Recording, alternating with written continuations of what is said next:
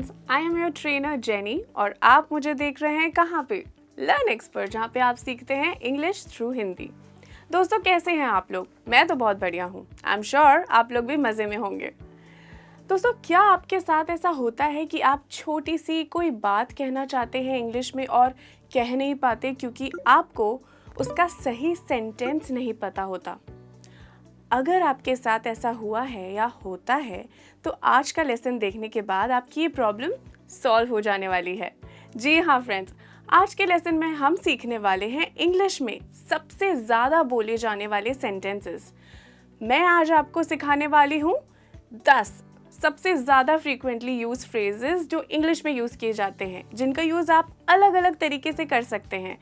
So are you excited for the lesson? Well, let's start then. दोस्तों, आज का पहला फ्रेज जो है वो आपने ज़रूर सुना होगा।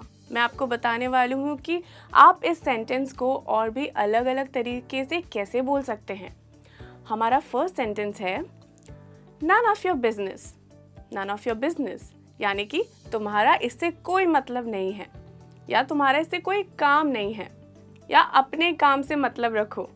अगर कोई आपको किसी भी काम में बिना बात जाने और समझाने में दखल देने की कोशिश कर रहे हो या आपको परेशान कर रहे हो, तो आप उसे ऐसे कह सकते हैं, जैसे कि it's none of your business, या फिर mind your own business. Mind your own business. दोस्तों, ध्यान रखिएगा, ये जो सेंटेंस है थोड़ा इम्पोलाइट लगता है बोलने में, इसलिए वहीं पर यूज़ कीजिएगा इसे जहाँ ज़रूरत हो, वरना लोग आपको बेवजह गलत समझने लगेंगे। ठीक है, तो बढ़ते हैं हम अपने अगले फ्रेज की तरफ, जो कि है I really appreciated. I really appreciated. दोस्तों, इसका यूज़ आप किसी को थैंक यू बोलने के लिए कर सकते हैं। अगर आप थैंक यू की जगह आई रियली अप्रिशिएट बोलेंगे तो सामने वाले को बहुत अच्छा लगेगा और आपकी कॉन्वर्जेशन स्किल्स भी इम्प्रूव होंगी। जैसे कि अगर ऑफिस में किसी ने आपके काम में आपकी हेल्प की हो तो आप कह सकते हैं I really appreciate your help. I really appreciate your help. या फिर अगर किसी ने आपके लिए कोई स्पेशल एफर्ट या जेस्चर किया जिससे आपको अच्छा लगा, तो आप कह सकते हैं I really appreciate your effort. I really appreciate your effort. दोस्तों, लेसन आगे और भी मज़ेदार होने वाला है। आप लोग नोट करते रहिएगा मेरे साथ साथ और सीखते रहिएगा, ठीक है फ्रेंड्स? अगर आपको किसी से उनका ओपिनियन जानना है या किसी से सजेशन लेना है, तो आप क्या कहेंगे? खासकर ऐसे मौक़ों पर जब आप डिसाइड नहीं कर पा रहे हो कि बाहर जाके डिनर करना है या घर पे ही बैठ के मूवी देखनी है। कंफ्यूज्ड आपके साथ होता है? भाई, मेरे साथ होता है। Don't worry, I will help. What do you think? या इसका मतलब होता है तुम क्या सोचते हो इस बारे में, या what do you think, should we go out for dinner और वॉच मूवी एट होम? तुम क्या सोचते हो, डिनर के लिए बाहर चलें या घर पर मूवी देखें? या फिर what do you say, we should paint the room white और blue? What do you think, should we invest the money in shares और not? I find her quite innocent, what do you say? दोस्तों, ये कुछ examples थे जहाँ पे आप पूछ सकते हैं। अब बढ़ते हैं हम अपने अगले फ्रेज की तरफ। हमारा नेक्स्ट फ्रेज है that sounds great. That sounds great. दोस्तों, ये सेंटेंस हम जवाब के तौर पर यूज़ करते हैं जब हमें कोई आइडिया या कोई बात बहुत अच्छी लगती है। यह एक एक्सप्रेशन है, जैसे कि मान लीजिए आप संडे के दिन घर में बोर हो रहे हैं और आपका कोई दोस्त आपको फ़ोन करके बोले कि आज शाम को मूवी देखने चले क्या, और आप खुद भी मूवी देखना चाहते हैं और काफ़ी टाइम से चाह रहे थे, तो आप ये बात ज़रूर सुन के खुश होंगे। तो आप इसका जवाब कैसे दे सकते हैं? आप बोलेंगे हाँ, या फिर let's go for movie in the evening, that sounds great, I will come. Let's go for movie in the evening, that sounds great, I will surely come. आप अगर चाहें तो ग्रेट की जगह गुड या फैंटास्टिक भी यूज़ कर सकते हैं। जैसे कि my mom is baking cake today, would you like to come to my place and eat? तो आंसर आप दे सकते हैं that sounds fantastic, I will definitely come. तो समझ में आया दोस्तों। नेक्स्ट सेंटेंस है don't tell me that. Don't tell me that, अरे नहीं नहीं, इसका मतलब ये बिल्कुल नहीं है कि मुझे मत बताओ। दोस्तों इस सेंटेंस को हम एक्सप्रेशन की तरह यूज़ करते हैं कॉन्वर्जेशन में, जिसका मतलब होता है कि जो सामने वाला बोलने वाला है उस बात का अंदाज़ा आपको पहले से ही है। और इसका दूसरा मतलब होता है सरप्राइज़ या फिर डिसअपॉइंटमेंट शो करने के लिए। कंफ्यूज मत होइए, मैं आपको एग्जाम्पल्स दे के समझाती हूँ। तो दोस्तों चलिए देखते हैं कुछ और एग्जाम्पल्स।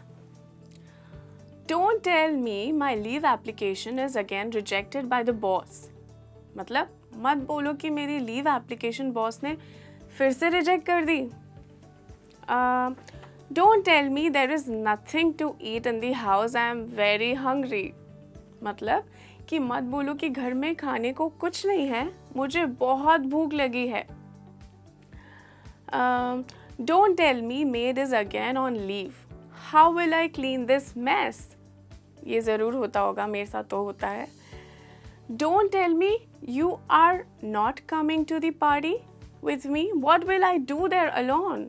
मतलब बत बताओ यार, तुम नहीं आ रही, मैं क्या करूँगी पार्टी में अकेले। Don't tell me you are getting married. I am so happy for you. वाह, ये तो मतलब सच में तुम शादी कर रही हो तो बहुत खुशी की बात है। दोस्तों तो इस तरह आपने देखा कि आप इस फ्रेज़ का कैसे इस्तेमाल कर सकते हैं, वो भी अलग अलग सिचुएशंस में। तो चलिए बढ़ते हैं हम अपने अगले फ्रेज़ की तरफ। हमारा अगला फ्रेज़ है स्लिप ऑफ द टंग, ज़बान फिसल जाना। मतलब कि गलती से मुंह से कोई बात निकल जाना। दोस्तों मेरी एक दोस्त है, वो अक्सर अपनी इसी आदत की वजह से ना मुश्किल में पड़ जाती है। वो हर बार किसी ना किसी का सीक्रेट खोल देती है और फिर कहती है it was a slip of the टंग। क्या आपकी ज़बान भी अक्सर फिसल जाती है? अगर हाँ, तो आज के बाद अगर आप ऐसी कोई बात बोल दें तो आप बोल सकते हैं oops, it's a slip of the tongue. या फिर आप एक और तरीके से बोल सकते हैं, जैसे कि it was just a slip of the tongue. It was just a slip of the tongue. That one slip of the tongue caused me a lot of trouble. दोस्तों गौर करिएगा, मैं आपको एग्जाम्पल्स दे रही हूँ। एक बात गलत बोलने की वजह से मुझे काफ़ी परेशानी हुई थी। I accidentally called my boss by my brother's name.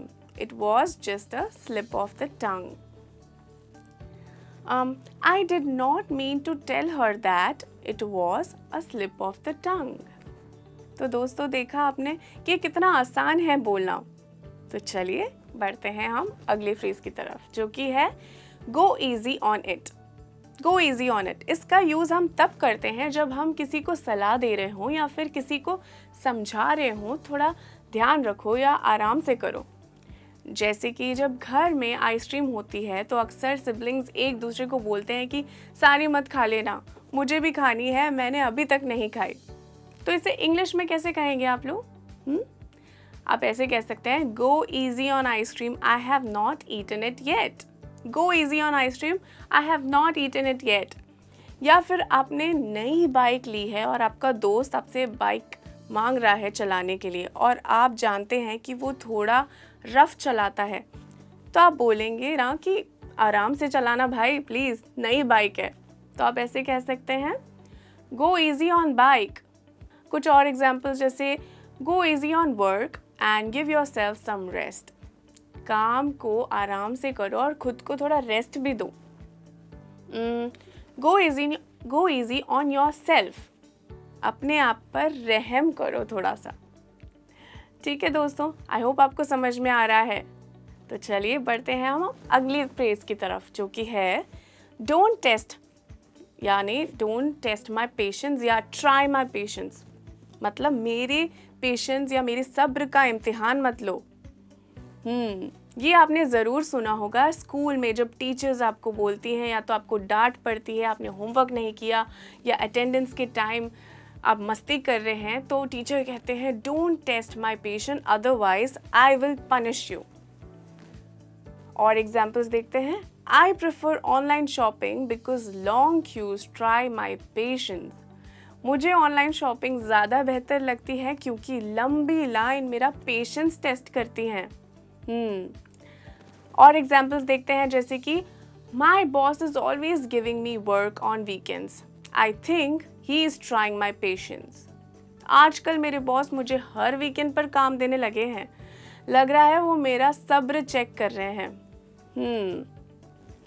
तो दोस्तों चलिए लेसन को आगे बढ़ाते हैं और देखते हैं हमारा अगला फ्रेज क्या है। हमारा अगला फ्रेज है it stands to reason. It stands to reason. इसका यूज़ हम तब करते हैं जब कोई बात बहुत ही क्लियर या फिर ऑब्वियस हो, यानी कि ये बात पक्की है। और दूसरा मतलब होता है इसका जैसे कि बात में बहुत दम हो। ठीक है, तो जैसे एग्जाम्पल्स देती हूँ, if her friends don't want to go it stands to reason that she will also not go. अगर उसके दोस्त नहीं जाना चाहते तो ये जाहिर सी बात है या ये क्लियर है वो भी नहीं आएगी।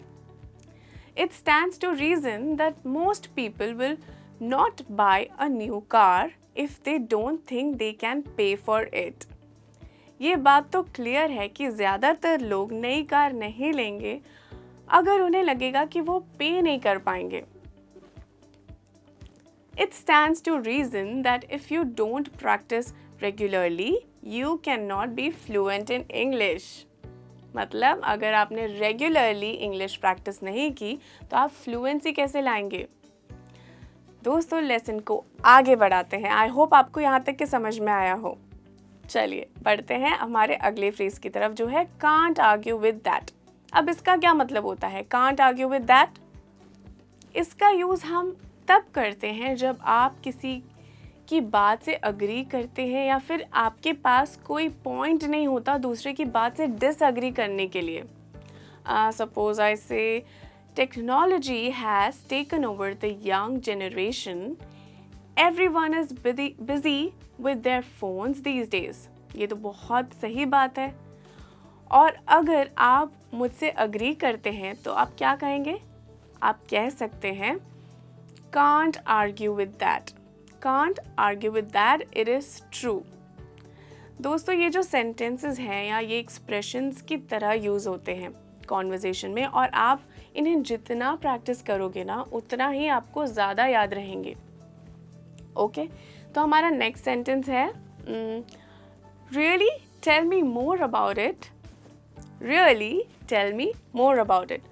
दोस्तों जब आपके सामने वाले की बात में इंटरेस्टेड हो या आप उनमें दिलचस्पी दिखा रहे हैं, आप उनसे जानना चाहते हो कि कोई भी बात, कोई भी चीज़ जिसके बारे में वो बात कर रहे हैं, तब आप ये बोल सकते हैं।